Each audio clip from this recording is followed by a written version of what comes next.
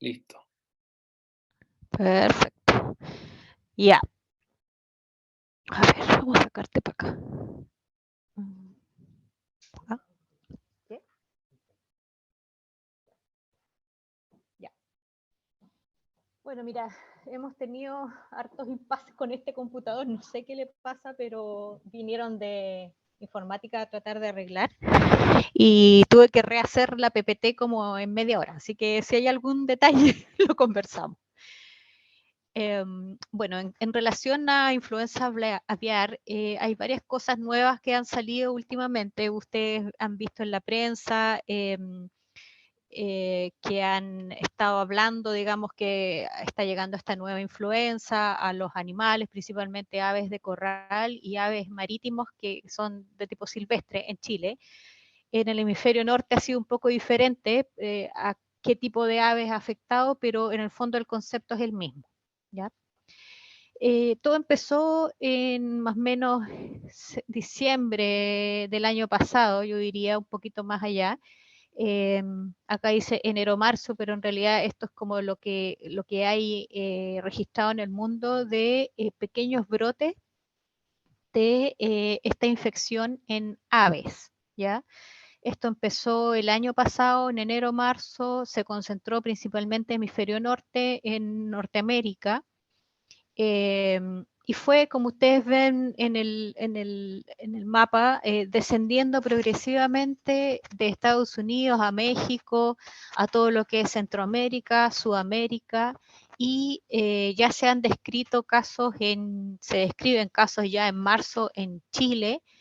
En Estados Unidos ha tenido una dinámica un poco diferente. Ellos tienen un muy buen registro. Esos números son números de aves, digamos, diagnosticadas con la infección, o de animales, digamos, de aves silvestres, eh, diagnosticadas con la infección, que en general en las aves la infección es una infección que es habitualmente leve, ¿ya? De igual forma, la posibilidad de hacer infecciones graves y cuadros epidémicos en aves es alta, entonces se manejan muy agresivamente y se les hace un seguimiento muy importante y muy exhaustivo, digamos, a las infecciones aviares, por el riesgo que tiene en el fondo de transmitirse en una zoonosis. Y al transmitirse en una zoonosis, el riesgo de que se generen nuevas mutantes, digamos, de influenza A en humanos sería terrible, digamos. Como les digo, ya en Estados Unidos hasta 4 de abril de este año habían confirmado en granjas una cantidad de 817 pollos, ¿qué son eso? Y 47 estados afectados, ¿ya? Y, pero ellos han visto que aparte de las aves de corral, hay otras aves que son aves silvestres en el fondo, que no necesariamente son los pollos, digamos, son infectadas y han ido transmitiendo esta infección a otras subespecies de animales, como son los mamíferos, y últimamente han visto, esto es de marzo de 2023, una cantidad no menor de estos animales que son más bien silvestres, felinos, que viven digamos, principalmente en bosques en forma silvestre, sin control. Eh, y han hecho, digamos, cuadros y han detectado el virus en estos animales. Entonces, esta cosa como que se está expandiendo y esa es la tendencia y ese es el miedo que existe un poco en el hemisferio norte, a que esto se transmita a otras subespecies, como están viendo acá, que esto no es solamente de los pájaros, ¿ya? Ahora, en Chile está pasando un poco lo mismo, ¿ya? Como somos un país que tiene, digamos, un buen sistema de vigilancia, hay, digamos, un adecuado manejo de las cifras de infección y por la vigilancia que se hace, digamos, principalmente en las granjas avícolas, de criaderos avícolas.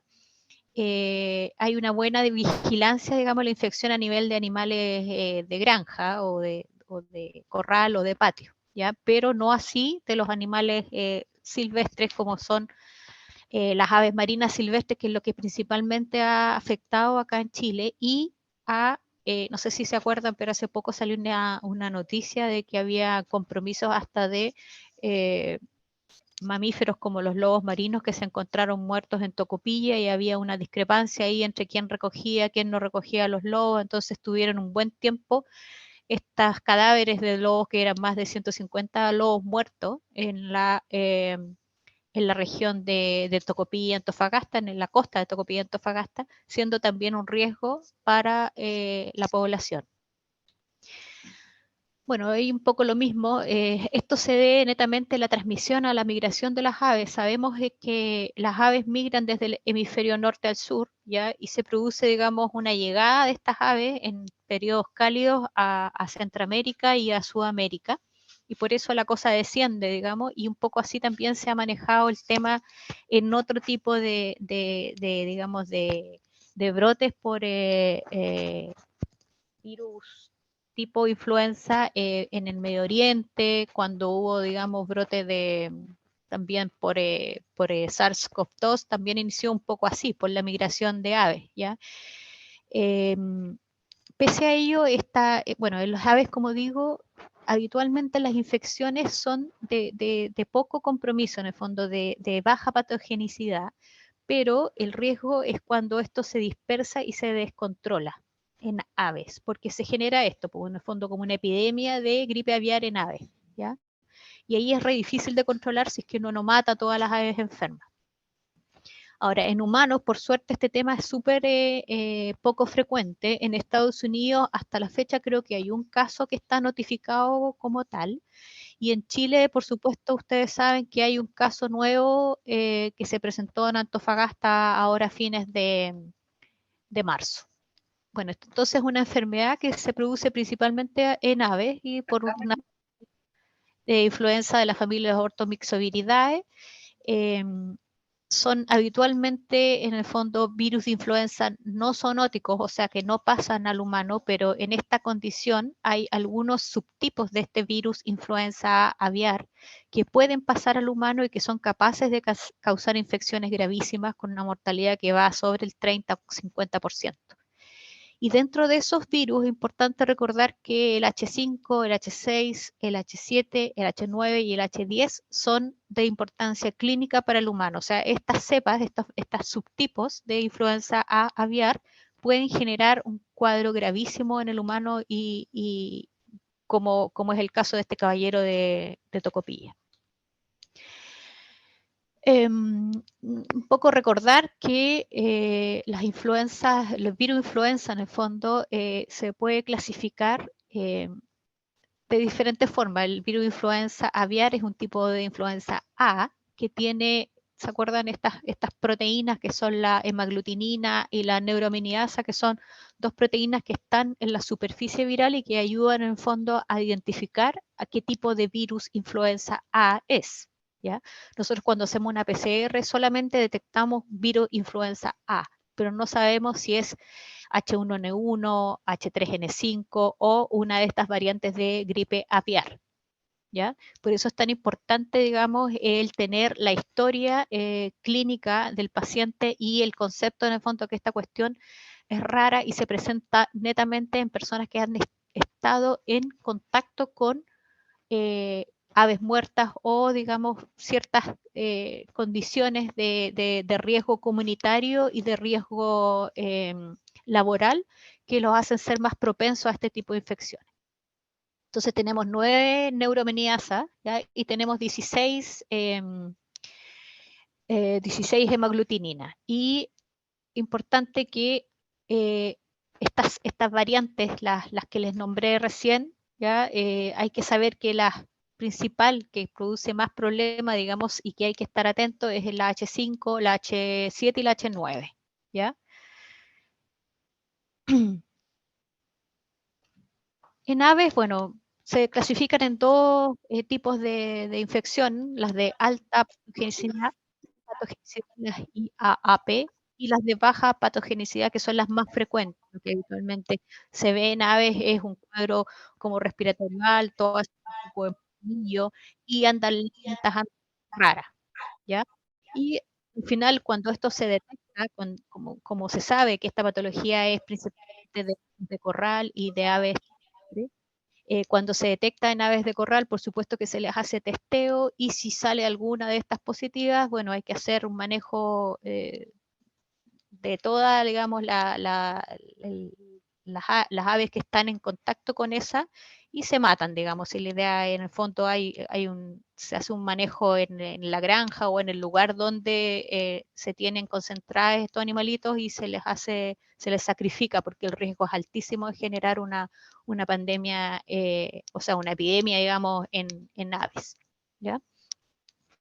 Y las de alta patogenicidad habitualmente están asociados a estos subtipos, la H3 y la H7, ¿ya? Que son las que pueden propagarse rápidamente entre ellas y dejar un poco la escoba, ¿ya?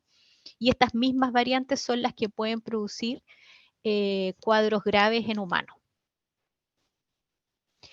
Cuando esto se transforma en zoonosis, cuando hay transmisión de animal a persona, de persona a persona, es un fenómeno súper infrecuente. Hay unos datos que están publicados en el CDC que están bien estudiados y que son esporádicos, ¿ya? Y que son anecdóticos en realidad, y que requieren un grado de exposición del enfermo con otra persona importante, o sea, sin EPP, en contacto directo, por una cantidad de tiempo mantenida, ¿ya? Y es muy raro que eso ocurra. Las infecciones de humanos pueden ocurrir cuando el virus entra a través de las mucosas faciales, respiratorias, igual que el coronavirus, ¿ya?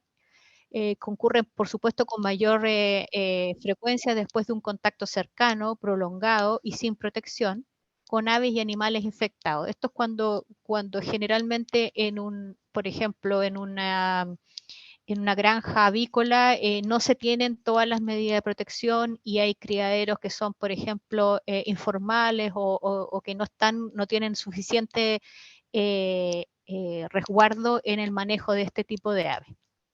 Y en los seres humanos, el principal factor de riesgo que uno tiene que tener en conciencia es el contacto directo con animales infectados, con ambientes y superficies contaminadas por heces de estos animales que pueden producir tanto en contexto comunitario como en lugares de trabajo, que son los trabajadores avícolas, que son los que tienen mayor riesgo. Ahora, este caballero que está en Antofagasta ni siquiera tenía contacto, digamos, con aves de corral, ni con aves silvestres, no sabía, yo esto lo sé porque conversé con el infectólogo allá, no se había acercado, digamos, ni a los pelícanos, ni a estas cosas, sí, su casa estaba al borde costero, donde están todos estos lobos muertos, entonces se cree que parte de la infección la adquirió de esa forma, a través del spray que genera, digamos, las olas en las rocas, eh, el caballero estuvo expuesto a eso, estuvo cerca de los lobos, ¿ya? Y adquirió, digamos, la infección grave que lo tiene actualmente complicado.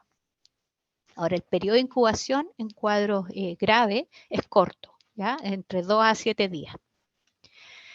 Bueno, aquí está en Chile, la cuestión empezó rápido en aves marinas, pelícanos y positivos con una infección grave, H5N1, fíjense, H5, ¿ya? En diciembre eso pasó rápidamente a Arica, Parinacota, el mismo mes, Tarapacá, Antofagasta, primer caso en humanos ahora en marzo, pasó rápidamente en diciembre también a Atacama y actualmente en marzo el último, lo que se sabe en el fondo es lo último, que está también en aves de corral y otras patios en una granja agrícola en el Maule, ¿ya?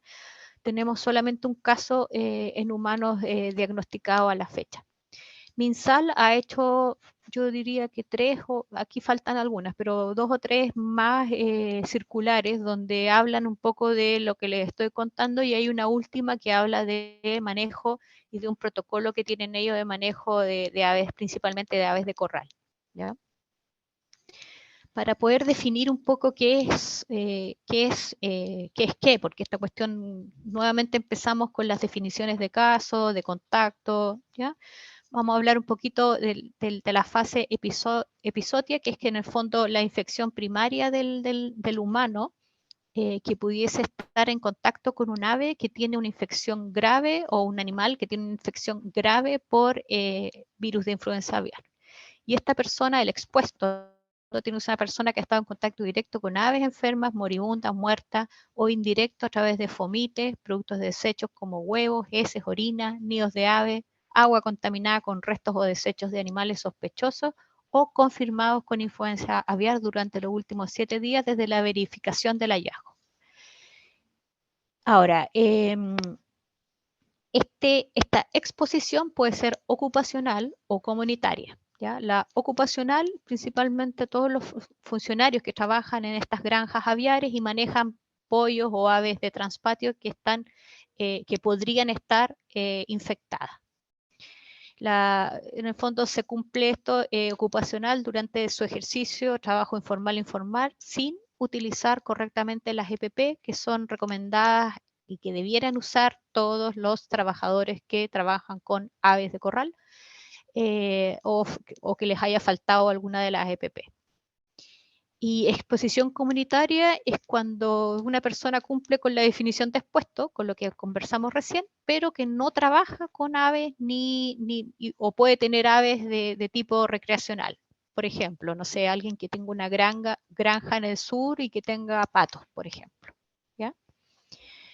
Y otras exposiciones que evalúa ahí de acuerdo al grado la autoridad sanitaria, que en este caso es la Ceremi, la que maneja todo este tipo de diagnóstico y el manejo, digamos, lo lleva, digamos, principalmente la Ceremi del área donde se identifica el caso. Ahora, ¿qué es alto riesgo? Principalmente tener en conciencia que son todos los trabajadores, por ejemplo, que hacen recolección, entierro de aves muertas, rellenos sanitarios donde se disponen de aves muertas, recolección de muestras de aves muertas o enfermas, la gente que trabaja en el servicio agrícola ganadero, ¿ya? Labores de fiscalización en el fondo de áreas con focos de influenza aviar, y en caso en el fondo los trabajadores que trabajan, digamos, en las áreas donde ya se ha confirmado, aunque sea un caso de influenza aviar en un espécimen específicamente. También los refugios y zoológicos que mantengan contacto con aves o sus desechos. Ahora, yo esto lo extendería un poco más porque ya vemos que no necesariamente es solo aves, también hay mamíferos que están incluidos y esto es gravísimo. Yo lo encuentro súper grave. Ahora, ¿qué son los EPP? Son elementos de protección personal que utilizan y que deben utilizar los que están expuestos al manejo masivo de aves. Y estos son lo clásico, una mascarilla N95 o superior. Habitualmente ellos usan como trompas, ¿ya? Que tienen estos filtros laterales. Guantes contra alto riesgo biológico, que son guantes largos. Protección ocular, ocupan antiparras o escudos faciales. Ropas contra agentes químicos infecciosos tipo 5 o 6 que incluye este buzo blanco con gorrito y que en el fondo que cubre todo el cuerpo y la cabeza. Botas de seguridad que deben ser desinfectadas después de cada labor. Ahora, todos estos elementos de protección personal deben estar certificados y deben tener una certificación nacional o internacional y aprobados, por supuesto, por el Instituto de Salud Pública. Hay un listado de EPP ahí que el Servicio Agrícola Ganadero les exige a los trabajadores, digamos, avícolas. Ahora, ¿cuándo esta cosa se transforma en zoonosis? Claro, ahí ya pasamos a una fase animal-humano, ¿ya? Donde encontramos, digamos, los casos que nos importan a nosotros y que nos pueden complicar a nosotros. Ahora, un caso de sospechoso de influenza aviar se define como toda persona que previamente sana tiene o cumple esta definición de expuesto que hablamos recién y que presenta alguno de los síntomas dentro de los 2 a 7 días después de contacto con aves enfermas o con un animal enfermo sospechoso de infección aviar. Presenta fiebre, tos, conjuntivitis, mialgia, cefalea, rinorrea o compromiso de estado general. ¿ya? Este es un caso sospechoso.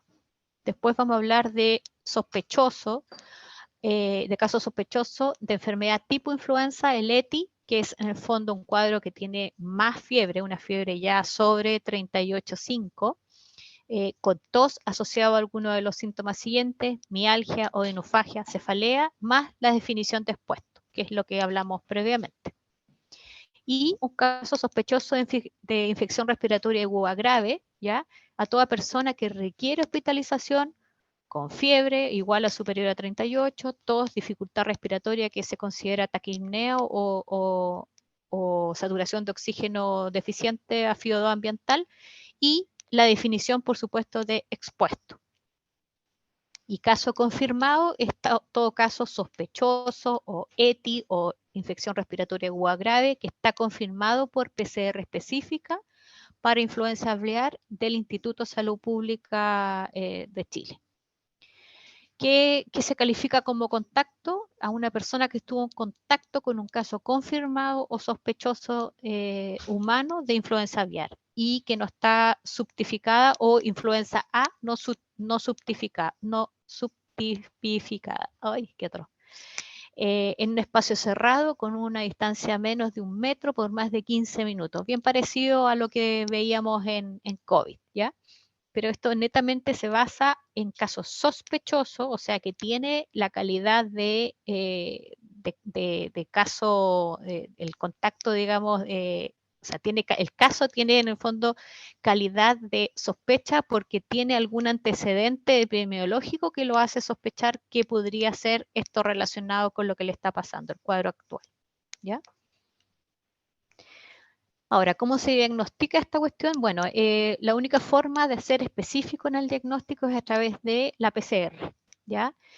En algún momento se había planteado que a través de inmunofluorescencia uno pudiese llegar al diagnóstico. Es un camino muy largo hacer diagnóstico por inmunofluorescencia porque uno lo único que ve es el tipo de influenza, dice influenza A, influenza B y nada más, y ahí quedamos. Pero por PCR el diagnóstico que uno puede hacer, de acuerdo, por supuesto, a la disponibilidad local, es importante saber que si uno tiene una PCR positiva para virus influenza A y estamos en el contexto de un caso sospechoso, ¿ya? O que tiene el antecedente epidemiológico de ser, por ejemplo, un trabajador del área agrícola que estuvo en contacto con aves, o un trabajador del SAC que está en contacto con aves muertas, o una persona que de la comunidad ha estado en contacto con aves muertas o tiene aves en su casa, por ejemplo, ¿ya? Tener una PCR positiva para virus A ya es de riesgo y es en el fondo sugerente de la necesidad de tipificar esa influenza A. Por eso es tan importante tener el contacto y saber que uno debe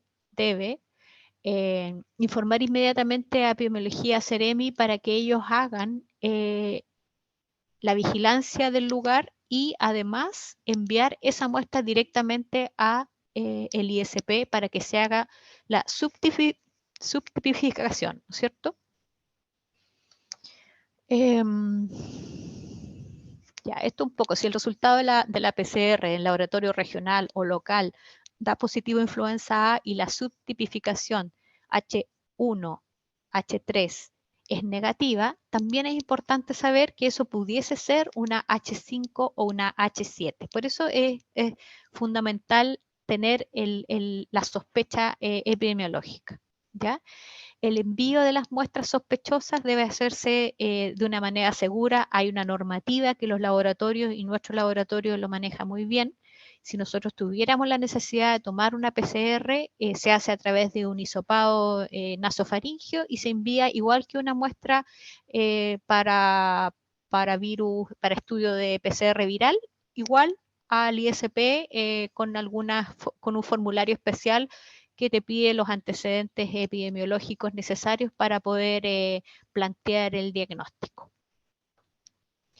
Esto un poco habla de lo que les estaba diciendo. Yo obviaría este tema de la IFI, porque ya casi en ninguna parte están haciendo IFI, pero lo que nos importa acá a nosotros es que por suerte tenemos un panel respiratorio muy bueno que puede hacer la diferencia entre influenza A, influenza B y otros subtipos y otros virus, pero no tenemos la subtipificación, por supuesto, y lo que hay que hacer sospechar que es en el fondo lo que les digo, el tener la muestra positiva de influenza A y que tenga un antecedente epidemiológico que sugiera que pudiese afectar en relación al cuadro, ¿ya? Y uno la envía a subtipificar al ISP rápidamente.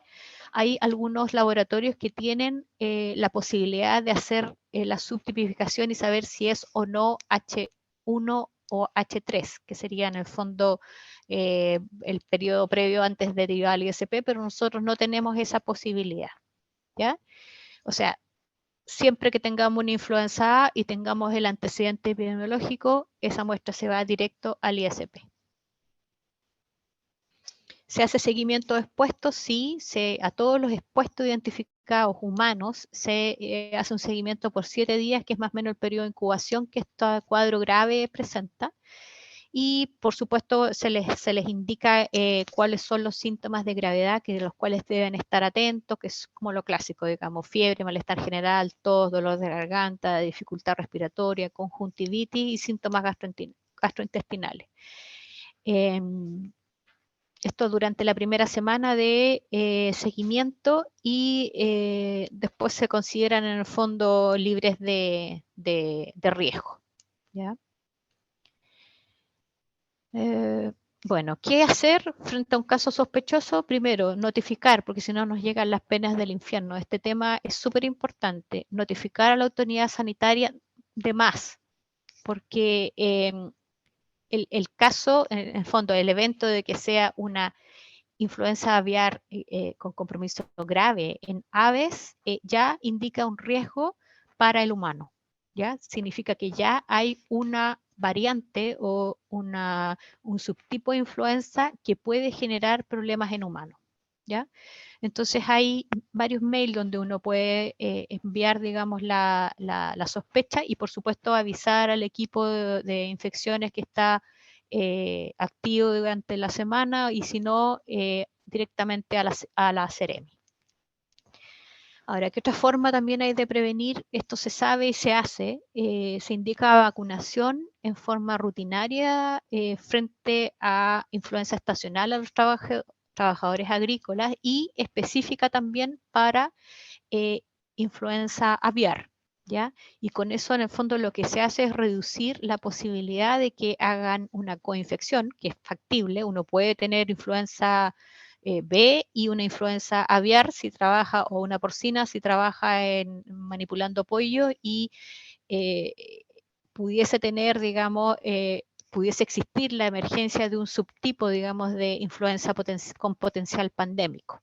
¿Ya? Una mezcla de ellas sería fatal, digamos. Importante recordar que la vacuna influenza estacional no protege contra la infección por influenza aviar, ¿ya? Y el manejo de los pacientes confirmados con influenza aviar y los que están en sospecha o son contacto directo, tengo entendido que lo están manejando con oseltamivir, como si fueran una influenza A, que es un poco lo que uno haría si es que igual tienes el diagnóstico hecho de una infección grave o que se hospitaliza por influenza A, uno debiera iniciar precozmente el uso de oseltamivir, ¿no es cierto? Eso es parte de las terapias que están demostradas que pudiesen mejorar el pronóstico. Eso es. No sé si hay dudas.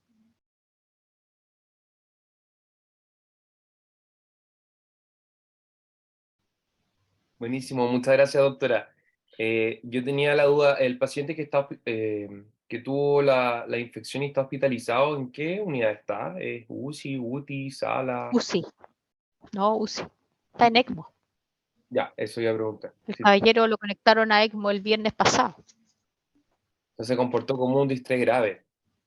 Claro, es un distrés respiratorio gravísimo. Mucho más, es como, yo diría que más grave que el peor COVID que tenemos acá. Perfecto. ¿Ya? O sea, hay que tener claro que en humano hay variantes que son subtipos, que son reconocidamente agresivas y que pueden generar un cuadro de estrés respiratorio tremendo y que la mortalidad de ese distrés puro es como de un 50%. Entonces, es importante poder definir y así tratan de hacerlo, digamos, los epidemiólogos, en Estados Unidos hay todo un testeo de las aves de corral, pero el problema es que esta cuestión se le está escapando. O sea, tenemos aves de corral infectadas, tenemos aves que no son de corral, que son silvestres, que andan, digamos, por la vida y migran, ¿ya? Y ahora tenemos mamíferos, ahí les mostré la foto, todos esos animalitos que están ahí, y hay un listado de animales que están testeados y que están, en el fondo, algunos fallecidos, otros muertos, o sea, otros no, eh, que han tenido o que tienen o hicieron, digamos, un cuadro de gripe aviar leve o grave, ¿ya? Y este otro evento que ahora yo creo que se va a describir dentro de la evolución de nuestro cuadro en Chile, es la infección, bueno, de los pelícanos muertos, de las gaviotas muertas y de estos lobos marinos que no se tiene antecedente en otras partes. Entonces, no sé, este caballero, el único evento que tenía eh, que podría hacer sospechar de cómo se lo agarró, es esto, que tenía su casa al borde del mar, justo en Tocopilla, donde estaban todos estos lobos muertos y que no había claridad que quién tenía que sacar los lobos muertos, si la municipalidad o el SAC. Entonces ahí hay un vacío, hubo un vacío, digamos, de funciones y no se hicieron cargo y estos lobos quedaron ahí generando aerosoles, spray, la gente los iba a ver. ¿Te fijas? Entonces es un riesgo no menor. Y ese Bueno, fue el único contacto que tenía este caballero para enfermarse. doctora Ricardo tiene una pregunta, está levantando la mano. Em, Dígame. Hola, antes que todo, felicitarte, muchas gracias por la exposición y aclararnos varias de nuestras dudas que tenemos con respecto a este tema emergente. Doctora Marín, ¿el manejo de estos pacientes tiene que ser en una unidad con aspiración negativa? Mira, en general lo que se dice es que idealmente deben estar, por supuesto, aislados, manejo respiratorio, porque esta cuestión es de perogrullo, en el fondo se elimina a Claro, través de las secreciones respiratorias, ¿no es cierto? Entonces, el manejo de contacto va a ser igual que en el fondo un COVID. COVID, igual, Ok, ya, igual. Entonces, tiene que ser sala aislado solo o con otros que estén en la misma situación. Ojalá que eso no ocurra, porque si no estaríamos muy mal. Aislado solo, puerta cerrada, aislamiento contacto y respiratorio. Y, por supuesto, todo lo que es medidas de protección personal. Y si existe, por supuesto, la posibilidad de hacer presión negativa, muchísimo mejor.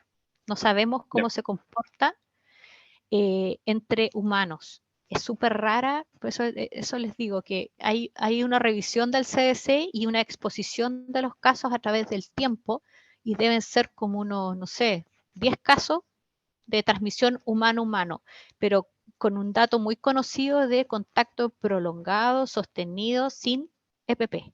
¿Te fijas? Entonces, yo creo que el riesgo sí está. Por lo tanto, es súper importante tener claro que hay que ser mucho más estricto en lo que es manejo de los EPP digamos, y aislamiento de respiratorio. ya. Oye, y con respecto, por ejemplo, al manejo de los alimentos, huevo habitual, lavado de huevo, ¿alguna recomendación con respecto a eso? Mira, dicen que en general uno no debiera tener problemas porque los virus, digamos, o sea, como están haciendo testeo en forma regular de todas las granjas avícolas de producción, de alta producción y las que producen huevo, uno no debiera tener problemas en ese sentido. Ya, Ahora, en este caso, todos los subproductos digamos, de los pollos, que nosotros comemos huevos de pollo, en general están en riesgo de tener contaminación cruzada con otras cosas, siempre. Salmonela, ahora sí, esta otra cuestión. Entonces, el concepto es que ojalá uno pueda comprar y debiera comprar huevos o subproductos de las aves de criaderos, en el fondo, que tengan certificado, de criaderos autorizados, exacto. certificados y autorizados. ¿te fijas? Porque esos son los que están vigilados.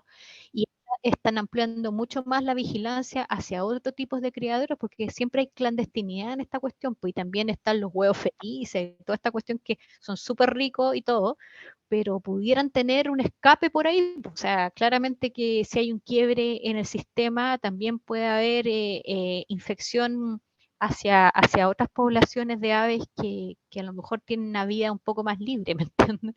Entonces yo tendría ahí cuidado más que nada en lo que es, no con los huevos o los subproductos que uno compra en el supermercado, sino con las cosas que no están tan vigiladas y que son a lo mejor un poquito más informales.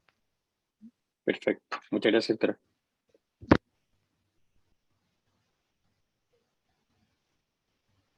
¿Alguno más tiene alguna duda? Doctor Guerra, ¿algún comentario? Yo quiero hacer una pregunta con El doctor ayer respecto, quería preguntar. Doctora Guerra. pregunta con respecto al uso de antivirales, de oseltamivir en estos casos. Ante un caso sospechoso y que tengamos que se trata de una influencia tipo A, deberíamos iniciar el oseltamivir lo antes posible, ¿no? Sí. O sea, esa es una pregunta. Y la otra pregunta, si está indicado el oseltamivir para los contactos de un caso confirmado, como profilaxis. Mira, algo de eso? hasta ahora no sé, pero es como un poquito lógico pensar que a lo mejor sí sería indicado. O sea, yo creo que puede ser indicado en el contexto preventivo de como una prevención, entre comillas, media secundaria, pero se usa y se debe usar porque en el fondo tú tienes el diagnóstico primero hecho de una influenza, ya sea por IFI o por PCR. En este caso, nosotros si tenemos diagnóstico de una influenza y está hospitalizada es porque tiene algún grado de compromiso respiratorio. Y eso ya la hace una infección, entre comillas, grave, debiera estar con oseltamivir. ¿Ya? Y por supuesto, si está confirmada con mayor razón, se usa el oseltamivir como corresponde en 2 dosis diarias y si no mal tengo entendido es por 7 días. Ahora, el tener confirmado una influenza aviar implica tener una PCR positiva para influenza A, H5N1, por ejemplo, o H7N1, que es lo que habitualmente se ha visto, digamos, un poco en las subvariantes que generan, digamos, la infección grave en humanos.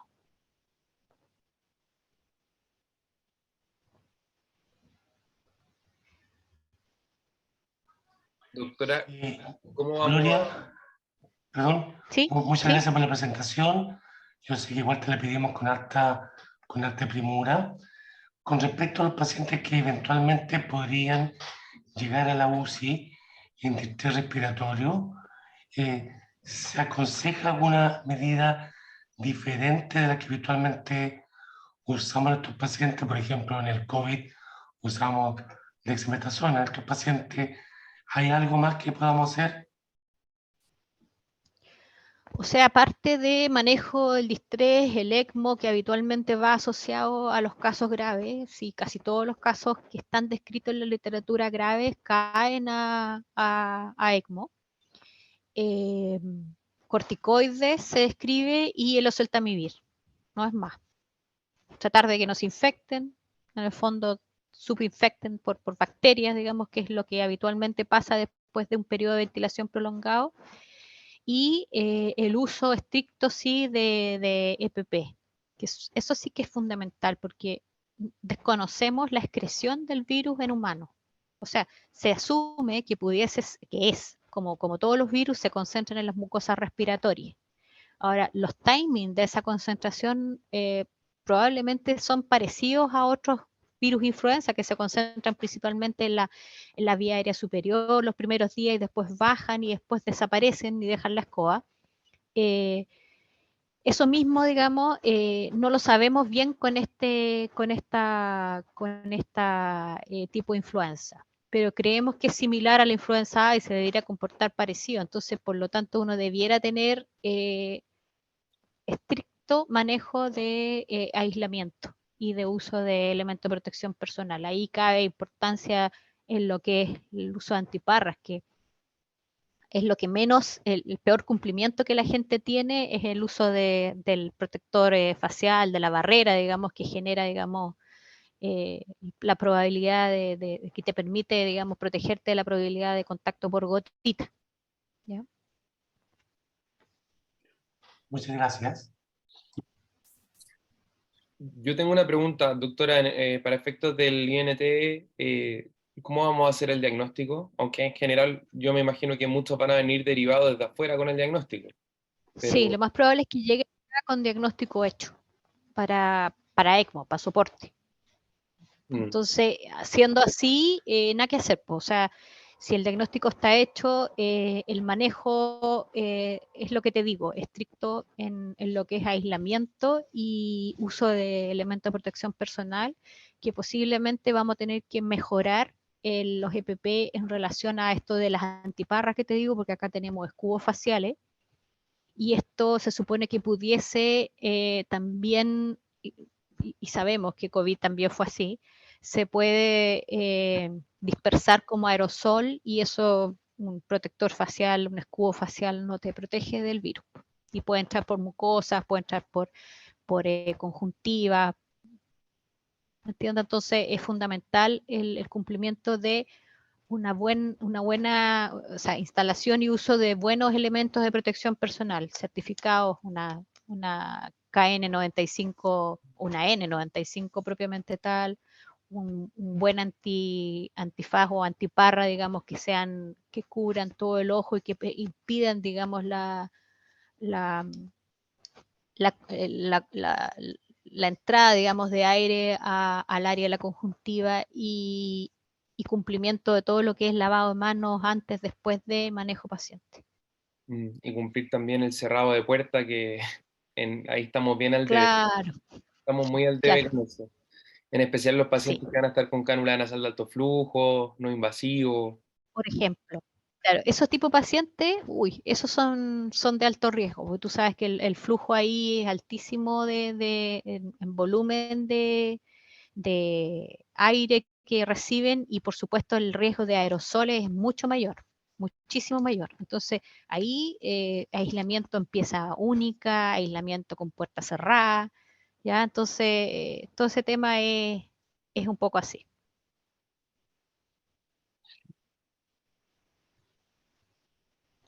Se me apagó la cámara. Bueno, muchas gracias, doctora. No sé si alguno va quedando con algún comentario o pregunta. Si no, finalizamos la reunión. Podría haberles tenido más monos, pero esta porquería de computador, no sé, tiene un PowerPoint más antiguo y me desconfiguró toda la presentación, así que tuve que hacerla como en media hora de nuevo. Bueno. No, pero súper buena Qué buena. presentación. Muchas gracias por la Muchos presentación. puntos. Gracias por la presentación. Muchas gracias. Bueno, y pensar que estos pacientes pueden que lleguen a nuestro hospital, digamos, ¿no? Sí, sino que estar preparados para esto. Gracias. Sí, pues, Sí, po. Bueno, así nuevamente, es. doctora, muchas gracias. Bueno, un Hasta gusto. luego. Nos Gracias, vemos muchas arriba. gracias. Ya, chao, chao.